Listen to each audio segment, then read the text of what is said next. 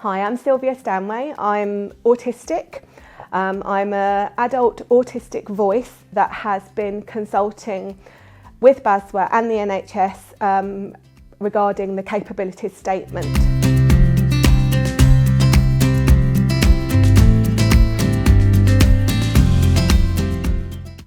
A social worker should know how to communicate with me. They should know I don't like talking on the phone. They should make email contact with me first. They should have consideration to my needs of time, when and where to meet them. They should know how I communicate in person.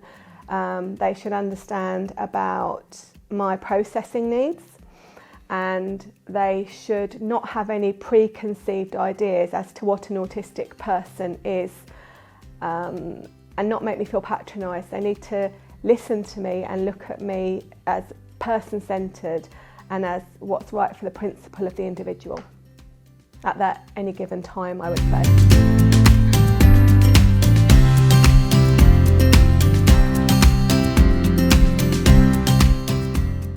With a brand new social worker, they need to know how I communicate. So they need to know not to telephone me. I don't like the telephone. I prefer to communicate via email because it gives me processing time, and I work on my own terms then. I like them to be punctual. I like them to identify themselves. When they come in, I'd like them to check where we're going and where to sit.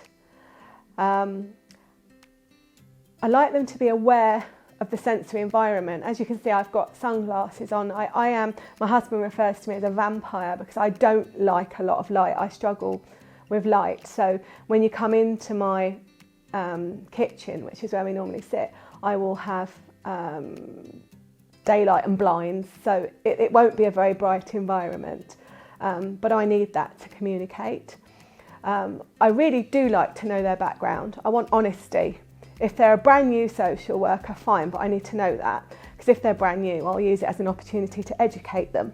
But if they are a social worker that's been around for a while, tell me what your background is. If your background's in safeguarding, tell me. If your background's in invisible disabilities, tell me, or in learning, tell me. At least I can then help work out how to communicate. And it's really important that on the first meeting, I struggle with new people so much. So I'm not necessarily going to be very forthcoming. I will probably be stimming. I'm holding my hands together today, but I do tend to flap and tick a little bit, and I pull grimacy facial expressions when I'm uncomfortable or nervous. And I struggle to string my words together. So it's really important that it may take a few times of getting to know me, of how to communicate with me, before you can get your laptop out and start asking me questions. I don't like to feel as though I'm being tick-boxed.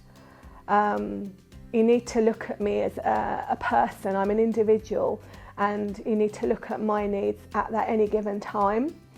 The other thing is I really struggle with demands, both direct and implied. So think about communicating me in a way that makes me feel comfortable, because all behaviour is communication, and you need to be patient and you need to build up a relationship. If you're unable to communicate with me, the onus shouldn't be on me. That's not my fault. You need to then go and find a colleague that I might feel comfortable with and not sign me off.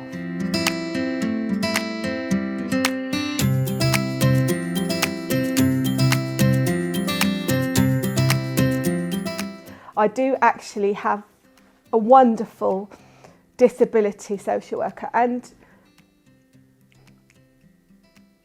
I trust her to come in my house without a recording device and a chaperone. She's absolutely fabulous. She listens to me, she doesn't judge.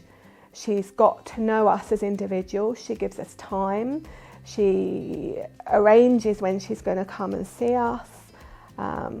She has actually really stuck her neck out at panel to get support for us. She stuck her neck out with other areas like education and health to get us support. She has a very, I think the word is co-productive. She's into working with people. She understands what she doesn't understand. She's willing to actually learn. Now, my daughter has a little known condition of the autism spectrum, which is pathological demand avoidance, and she presents in a very different way to a lot of what you would consider to be PDA.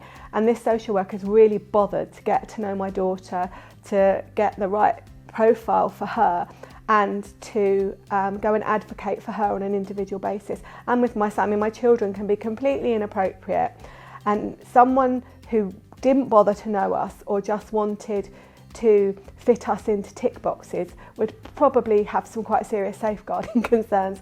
But this social worker looks at us as individuals, and she'll say to me, "You've done a really good job there."